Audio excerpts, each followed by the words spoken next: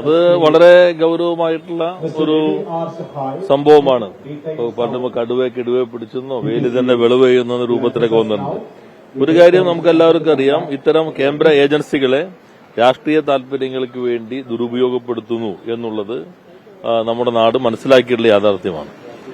സുപ്രീംകോടതി വിധിയുടെ അടിസ്ഥാനത്തിൽ ഇലക്ട്രോണിക് ബോണ്ടുകളെ സംബന്ധിച്ചുള്ള വിശദാംശങ്ങൾ പുറത്തുവന്ന ഘട്ടത്തിൽ കേന്ദ്ര അന്വേഷണ ഏജൻസികളുടെ അന്വേഷണം നടക്കുന്ന സ്ഥാപനങ്ങളിൽ നിന്ന് കൂടുതൽ അത്തരത്തിലുള്ള സംഭാവനകൾ രാജ്യം ഭരിക്കുന്നവർക്ക് കിട്ടുന്നു എന്ന് വ്യക്തമാവുകയുണ്ടായി.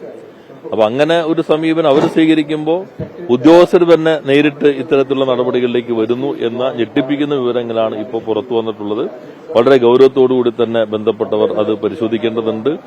നേരത്തെ പലരും പറഞ്ഞുകൊണ്ടിരുന്ന കാര്യങ്ങളെല്ലാം തന്നെ ഇപ്പോൾ യാഥാർത്ഥ്യമായി വന്നിരിക്കുന്നു. നമ്മുടെ രാജ്യത്തെ കേന്ദ്ര ഏജൻസികളുടെ വിശ്വാസ്യതയെ പൂർണ്ണമായും തകർക്കുന്ന നിലയിലേക്കുള്ള സമീപനം കേന്ദ്ര സർക്കാർ സ്വീകരിച്ചതിനനുസരിച്ചുകൊണ്ട് ഉദ്യോഗസ്ഥരും ആ പ്രവൃത്തിയിൽ കുറെ കൂടി വ്യാപൃതരായിരിക്കുന്നു എന്ന് വേണം മനസ്സിലാക്കാനായിട്ട്.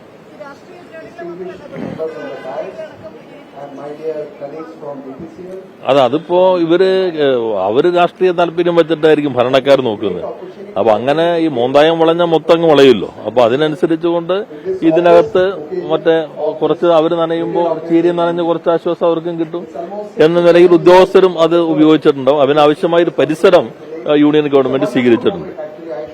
രണ്ടാമത്തെ കാര്യം, ഇന്നത്തെ ഹൈക്കോടതി വിധി സാങ്കേതിക സർവകലാശാലയുടെ വൈസ് ചാൻസലറുടെ താൽക്കാലിക വൈസ് ചാൻസലറുടെ നിയമനം അത് നിയമത്തിനെതിരാണ്, ഹൈക്കോടതിയുടെ വിധിക്കും എതിരാണ്, ഡിവിഷൻ ബെഞ്ചിന്റെ വിധിക്കും എതിരാണ്. അപ്പോ ഹൈക്കോടതിയെ ഉൾപ്പെടെ വെല്ലുവിളിച്ചുകൊണ്ടുള്ള സമീപനമാണ് നേരത്തെ ചാൻസലർ സ്വീകരിച്ചിരുന്നതെന്ന് ഞങ്ങൾ എന്നെ വ്യക്തമാക്കിയിരുന്നു. 6 മാസമാണ് കാലാവധി. 6 മാസം തയ്യാറാകുമ്പോഴേക്കെങ്കിലും ഇപ്പോൾ വന്നിട്ടുള്ള വിധി അതിനെ ശരിവയ്ക്കുന്നതാണ്. നിലവിൽ ഇത്തരം കാര്യങ്ങൾ മനസ്സിലാക്കി പുതിയ ചാൻസലർ ശരിയായ രൂപത്തിൽ പ്രവർത്തിക്കും എന്നാണ് ഞങ്ങൾ പ്രതീക്ഷിക്കുന്നത്.